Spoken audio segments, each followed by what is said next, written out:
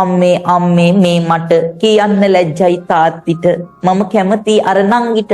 ඕලයක් ගන්නවා කෙලින්. සුදු තාත්ති වැඩේ ඕකේ. හෙට ලෑස්ති වෙන්න. ඔයා දැන් නිසි වයසේ ඉන්නේ. ඔයාට දැන් කසාද බඳින්න පුළුවන්.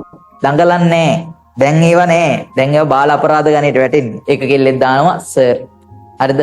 සර් මට මෙහෙම මං කොල්ලෙක් එක්ක යාළු වෙලා ඉන්නවා. දැන් මම මොකද කරන්නේ? දැන් මොකද්ද මට කරන්න කියන්නේ? උස්සලා පුතේ ඔයාට උම්ම කිලෝ එකක් දුන්නේ හැකි. මම දැන් ඒ කියන්නේ ගෙදරින් කැමති නෑ. දැන් මං කොල්ලෙක් එක්ක යාළු වෙනවා. දැන් මම මොකද කරන්නේ? දැන් ඉතින් මට මොකද්ද කරන්න කියන්නේ? ඔයා අරන් තියෙන වැරදි තීරණයක්. අද හෙටම ඒකෙන් අත් මිදෙන්න. එහෙමත් බෑ ඉතින් සර් එයා හොඳයි යාමට පණ ඇරලා ආදරෙයි. අහෝ දුකකි ඉරකිතිතකි පප්විහිලකි. මට මේ මූණවල් පේනවා. දැන් හැමෝම හොඳට හිතට ගත්තා. හෙටම හොයන්න පටන් ගන්නවා සර්. රෙද්දක් කරන්න එපා. ආදරයක් වුණාම තමන්ගේ ජීවිතයට අකුල් නොහෙලන. ඒ කියන්නේ තමන්ගේ ජීවිතේ තමන් යන ගමන් මාර්ගයට බාධාවක් නොවන ප්‍රේමයක් තෝරගන්න. හැමතිස්සෙම කෝල් කරන එකවත් හැමතිස්සෙම මැසේජ් දාන එකවත් එක එක නීති දාන එකවත් නෙවෙයි පුතා ආදරය කියන්නේ. තමන්ගේ සහකාරයට ජීවිතයට අත්වැලක් වෙනවා මිසක් ජීවිතයට බාධාවක් වෙන්නේ නැහැ. තාත්තා වැරදි තීරණයක් ගත්තොත් අම්මා ඒකට කියනවා මෙහෙම කරමු නේද? සමහර වෙසුදා පචරසුදාත් අපි දන්නවනේ. ජීවිතේ මෙලිය වෙනවා. සන්ලයිට් කියවෝ වගේ. නෑ ඒක මෙහෙම කරා නම් හොඳයි නේද? බලා වගේ જાතියක් යකෝ උඹ. ඔයා තෝරගන්නකොට හොඳට බලන්න තමන්ගේ ගමනට බාධාවක් කරනවද බාධාවක් නැද්ද? තාම් පුතා කිරිමයිලක්වත් ඇවිල්ලා නැහැ කොල්ලන්ගේ. බබාට නමක් දාලා ඉවරයි. තාම් ප්‍රජනනයේ පාඩනවත් හරියට ඉගෙනගෙන නැහැ. බාගෙට ඉගෙනගෙන ඉවිල්ලා හරිද? ළමයි හදන්න කතාව. කන්නෙත් නැතුව බොන්නෙත් නැතුව ඇඳට නැගලා ඔන්න උග්ගසේන කල්පනා කර කර ඉන්නවා. අම්මා එනෝ. මොකද උග්ගේ ඔයා දුකින් ඉන්නේ? අම්මේ අම්මේ මේ මට කියන්න ලැජ්ජයි තාත්තිට මම කැමති අර නංගිට. අයියෝ ගෑනු ළමයෙක් ගැනද ඔයා හිතන්නේ? ඔයාට වයස අවුරුදු 17ක් විතර වෙනවනේ. ඔයා දැන් නිසි වයසේ ඉන්නේ. ඔයාට දැන් කසාද බඳින්න පුළුවන්. උඹලා එහෙම කලබල වෙන්න එපා. ඉස්සර 16න් බඳිනවා. දැන් එහෙම බෑ. ඕලයක් ගන්නවා කෙලින්. සුදු තාත්ති වැඩේ ඕකේ. හෙට ලෑස්ති වෙන්න. දඟලන්නේ දැන් ඒව නෑ. දැන් ඒව බාල අපරාධ ගණයට වැටෙන්නේ. එල්ලත් හිරේ කොල්ලත් හිරේ. හොඳේ. ඔව්. උඹලා හිතනවා නේද පැනලා යනවා වගේ එකක් හිතනවා සමහරුන්ට හිතෙනවා. හරිද? ඔව් ඉතින් මට සමහර ළමයි දැන් දාන මැසේජ් අනුව හරිද මට. ඒ කියන්නේ ඔයාලගේ පෞද්ගලික ප්‍රශ්නත් මට ඔයාලා කියනවනේ. එතකොට මම දන්නවනේ ඉතින් ඔයාලගේ ජීවිත ගැන. එක කෙල්ලෙක් දානවා සර්. හරිද?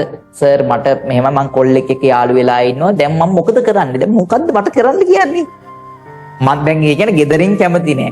හරිද? ගෙදරින් කැමති නෑ. දැන් මං කොල්ලෙක් එක්ක යාළු වෙනවා. දැන් මම මොකද කරන්නේ? දැන් ඉතින් මට මොකද්ද කරන්න කියන්නේ? ඔයාගේ ගෙදරින් ඒකට අකමැති නම්, ඔයාට ඒක අධ්‍යාපනයටත් බාධාවක් නම්, ඔයා තමයි ඒක නවත්තන්න ඕනේ. එහෙමත් බෑ ඉතින් සර් එයා හොඳයි යාමට පණ ඇරලා ආදරෙයි. හරිද? අහෝ දුකකි ඉරකිතිතකි පප්විහිලකි කියලා තමයි කියන්න වෙන්නේ. මම මොකද්ද වෙන කියන්නේ? ඇත්තනේ පුතා. තමන්ගේ හිත තමන්ට පාලනය කරගන්න බැයි නම් වැඩක් නැහැ. ආදරයක් වුණාම තමන්ගේ ජීවිතයට අකුල් නොහෙලන. ඒ කියන්නේ තමන්ගේ ජීවිතේ තමන් යන ගමන් මාර්ගයට බාධාවක් නොවන ප්‍රේමයක් තෝරගන්න.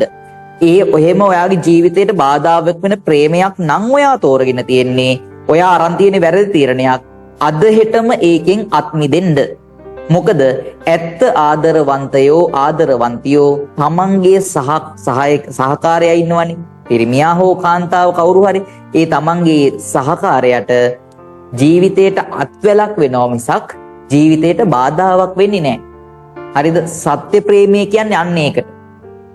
හැමතිස්සෙම කෝල් කරන එකවත් හැමතිස්සෙම මැසේජ් දාන එකවත් එක එක නීති දාන එකවත් නෙවෙයි පුතා ආදරය කියන්නේ. අන්න අර කාරණාව තියෙන්න ඕනේ. හැමතිස්සෙම ජීවිතේට හයියක් වෙන්න ඕනේ. හරිද? හොඳම උදාහරණ විදිහට ඔයාගේ අම්මයි තාත්තයි නිකන් හිතලා බලන්න.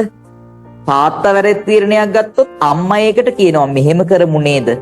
අම්මා මොනවා හරි කිව්වොත් එහෙම තාත්තා කියනවා නෑ ඒක මෙහෙම කරා නම් හොඳයි නේද? දෙන්න සහයෝගයෙන් යන්නේ. දෙන්නයි ගමනට ඒ කියන්නේ කවුරුත් බාධාවක් වෙන්නේ නෑ.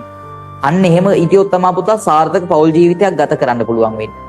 හරිද? එහෙනම් ඔයත් අනාගතේ තෝරගන්නකොට ලස්සන දිහා බලලවත් හරිද? ලස්සන දිහා බලලවත් සල්ලි නිසාවත් හරිද? එයාගේ ජනප්‍රියත්වයක් වෙන්න පුළුවන්, එයාගේ වෙන ආකර්ෂණයක් වෙන්න පුළුවන්, වෙන මොනවා හරි දෙයක් වෙන්න පුළුවන්. ඒ දේවල් හින්දා ඔයා තෝරගන්න එපා ඔයාගේ සහකාරයව හෝ සහකාරියව. ඔයා තෝරගන්නකොට හොඳට බලන්න තමන්ගේ ගමනට බාධාවක් කරනවද බාධාවක් නැද්ද? තමන්ගේ ගමනට හයියක් වෙනවද හයියක් වෙන්නේ නැද්ද? තමන්ට බාධාවක් නොවෙන තමන්ට හයියක් වෙන පොල්ලෙක්ව හරි කෙල්ලෙක්ව හරි ජීවිතේට ළඟා කරගන්න. ජීවිතේ මෙලිය වෙනවා සන්ලයිට් ගෑවා වගේ. හරි. දැන් හැමෝම දැන් ඔන්න දැන් මොකට මූණවල් පේනවා. දැන් හැමෝම හොඳට හිතට ගත්තා. හෙටම හොයන්න පටන් ගන්නවා සර්. රෙද්දක් කරන්න එපා. මම මේ කියන්නේ පුතේ ඉස්කෝලේ ගිහින් ඉවර වුණාම කරන දෙයක්. හරිද? උඹලා වගේ જાතියක් යකෝ උඹ මට ඉතින් හරිද? මට උස්සලා හරිද? උස්සලා පුතේ ඔයාට උම්ම කිලෝ එකක් දුන්නේ හැකි. එච්චරට උඹ මේ ඔව් මොනවා හිතනවද? තාම් පුතා කිරිමයිලක්වත් ඇවිල්ලා නැහැ කොල්ලන්ගේ. බබාට නවත් දාලා ඉවරයි. තාම් ප්‍රජනනීය පාඩමවත් හරියට ඉගෙනගෙන නැහැ. බාගෙට ඉගෙනගෙන ඉවිල්ලා.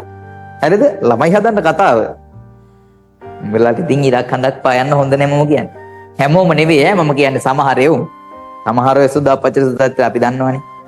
හරිද? ඔව් ඉස්කෝලේ ඉන්නවා නම් ඒ වගේ කට්ටිය මෙන්ෂන් කරන්න ඕනේ. කියන්න ඕනේ මේම එපා කියලා.